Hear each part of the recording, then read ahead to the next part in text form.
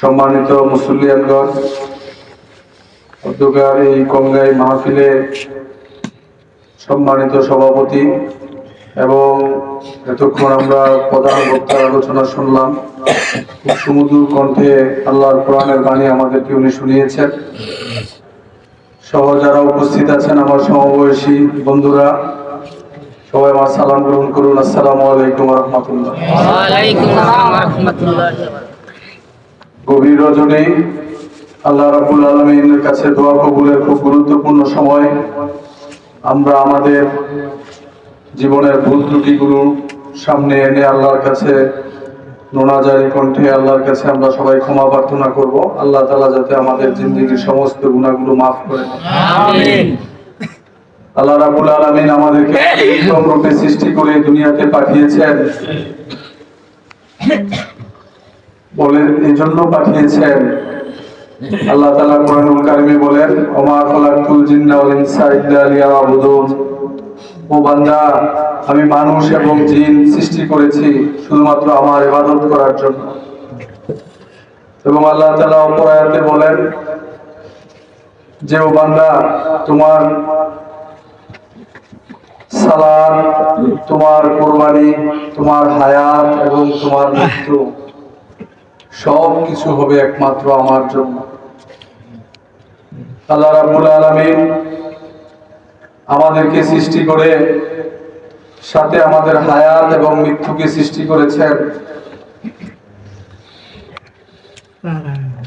কি জন্য জানেন? আল্লাহ তাআলা বলছে, ও বান্দা, আমি তোমাদের হায়াত এবং মৃত্যু সৃষ্টি করেছি তোমাদেরকে পরীক্ষা করার জন্য।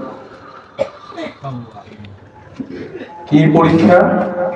আহসানু আমালা, তোমাদের মধ্যে কর্মে কে উত্তম হতে পারে, কে সবচেয়ে বেশি আমল সম্পন্ন মানুষ হতে পেরেছে। হুজুর তার বয়ানে বলেছেন যে, ও বান্দা, তোমাদেরকে যে আমি অতি উত্তম রূপে সৃষ্টি করলাম, তোমরা কিন্তু কেউ মুসলমান না হইয়া কবরে আইসো না, মৃত্যুর স্বাদ গ্রহণ করিও না। আমাদের সবাইকে মৃত্যুর স্বাদ গ্রহণ করতে হবে।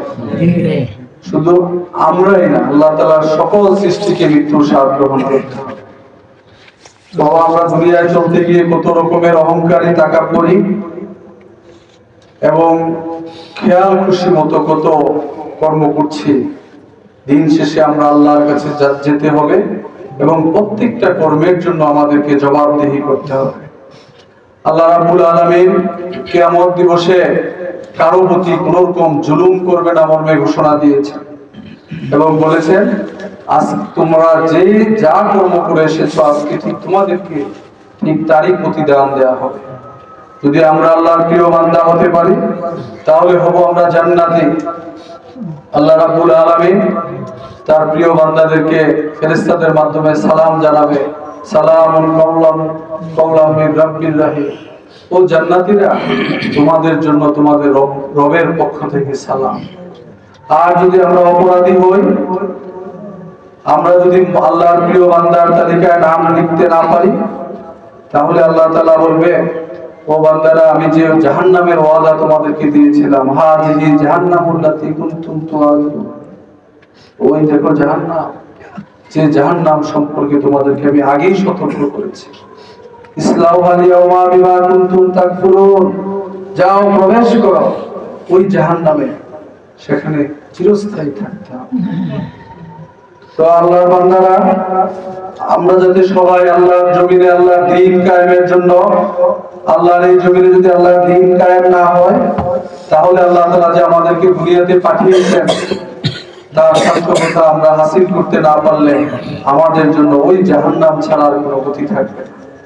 আমাদের ব্যক্তিগত জীবন, সমাজ জীবন এবং রাষ্ট্রীয় কার্যে আমরা এমন লোককে আমাদের নেতা নির্বাচিত করব যারা মানুষকে আল্লাহর পথে ডাকবে এবং আল্লাহর জমিনে আল্লাহর দ্বীন কায়েমের জন্য নিজ নিজ অবস্থান থেকে যারা ভূমিকা রাখবে, তার এমন লোককে আমাদের সমাজ ব্যবস্থায় নেতৃত্বে আনতে হবে।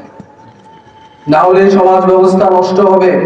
আজকে দেখেন যেভাবে অরাজকতা চলছে, কেউ আমরা কাউকে মানছি না। এইরকম যদি চলতে থাকে বাবা, একটা সময় পরে দেখবেন নিজেদের মূল্যায়ন নিজেরাই রাখতে পারবে। সেজন্য আমি বলবো আমাদের ছেলে মেয়েদেরকে যারা আসতেছে, তরুণ প্রজন্ম বিশেষ করে যারা আসছে, তারা যাতে আল্লাহ হুকুম আহকাম গুলো আমরা সবাই মেনে চলতে পারি। আল্লাহর জমিনে আল্লাহর দ্বীন প্রতিষ্ঠার জন্য আমরা ভূমিকা রাখবো। আমরা চলাফেরার ক্ষেত্রে আল্লাহর হুকুম আহকাম গুলো মেনে চলবো। আল্লাহ যে কর্মের জন্য আদেশ করেছেন সেগুলো আমরা যথাযথভাবে পালন করব। যদি আমরা সেগুলো পালনে ব্যর্থ হই তাহলে আমাদের জন্য জাহান্নাম ছাড়া আর কিছু না। আমাদের চলার পথে আমরা এমন ভাবে চলবো যাতে আমার কথায় অপর কোনো মুমিন মুসলমান ভাই কষ্ট না পায়। যদি আমার কথায় আমার মুখ দ্বারা হাত দ্বারা কেউ আঘাতপ্রাপ্ত হয় তাহলে কিন্তু আমরা ওই মুসলমান হইতে পারলাম না যে মুসলমান আল্লাহ বলছে এবং আল্লাহর হাবিব সাল্লাল্লাহু আলাইহি সাল্লামকে এই ইসলাম কায়েমের জন্য ইন্নাদ দীনা ইনদাল্লাহিল ইসলাম, ইসলামকে আমি একমাত্র মনোনীত ধর্ম হিসেবে তোমাদের জন্য যে পাঠিয়েছি, এটা প্রতিষ্ঠার জন্য আমরা যাতে সবাই নিজ নিজ ভাবে ইসলামের একজন দায়ী হিসেবে আল্লাহ তাআলা আমাদেরকে কবুল করে আমরা নিজ নিজ অবস্থান থেকে সবাই সচেষ্ট থাকবো ইনশাআল্লাহ। আমি গভীর রাতে আর কথা বাড়াচ্ছি না। আপনারা সবাই আমার জন্য দোয়া করবেন, আমার বাবার জন্য দোয়া করবেন। এই এলাকায় অনেক মুরব্বিয়ানগণ আছেন যারা চলে গেছে। আমার বাবার অনেক সমবয়সী বন্ধুরা ছিলেন, অনেকেই দুনিয়া ছেড়ে চলে গেছে। সবাই কবরগুলোকে যাতে আল্লাহ তাআলা জান্নাতের বাগিচা বানিয়ে দেয় এবং আমাদের যারা এখনো জীবিত আছে সবাইকে যাতে আল্লাহ তাআলা নেক হায়াত দান করে। বিশেষ করে আমাদের তরুণ প্রজন্ম যারা আছে তাদেরকে যাতে সবাইকে আল্লাহ তাআলা আল্লাহর দ্বীনের পথে কবুল করে, সমাজের উশৃঙ্খল রাষ্ট্রবিরোধী কোনো কর্মকাণ্ডে তারা না জড়ায়। আমরা সবাই সেদিকে খেয়াল রাখবো। আমাদের সমাজটাকে আমরা নিজ নিজ অবস্থান থেকে ভূমিকা রেখে যাতে একটা সুন্দর এবং আলোকিত সমাজ ব্যবস্থা গড়ে তুলতে পারি। আমি হুজুরকে বলবো যাতে আমাদের সবার জন্য দোয়া করা হয় এবং আমার মার জন্য আপনারা আল্লাহ তাআলা যাতে নেক হায়াত দারাজ করে। আপনারা সবার কাছে দোয়া চাই। একটা আমি গত বছরে মাহফিলে ছিলাম। আমি আমার পক্ষ থেকে যেটুকু পেরেছি, আমি সব জায়গায় যাইতে হয় আপনারা জানেন। আমি আমার পক্ষ থেকে দানের হাতকে সম্প্রসারিত রেখেছি এবং এই মসজিদে আমি গত বছর বলে গিয়েছিলাম 50 ব্যাগ সিমেন্ট দেব, কিন্তু তারা এক বছরে কিন্তু কাজটা ধরতে পারে নাই। তো এটা তো আর দেওয়া হয় না। তো আমি আপনাদেরকে আরো 50 ব্যাগ সিমেন্ট দেব যাতে দ্রুত এই বছরে যাতে মসজিদটা কিছুদিনের মধ্যে যাতে আমরা এখানে একটা পাকা দালান ঘরের মধ্যে যাতে আমরা নামাজ পড়তে পারি। আল্লাহ তাআলা যাতে আমাকেও কবুল করে, আপনাদের দানগুলো যাতে আল্লাহ তাআলা কবুল করে। সবাই দোয়া আছে। আমি বিদায় নিচ্ছি। আসসালামু আলাইকুম ওয়া রাহমাতুল্লাহি ওয়া বারাকাতুহু।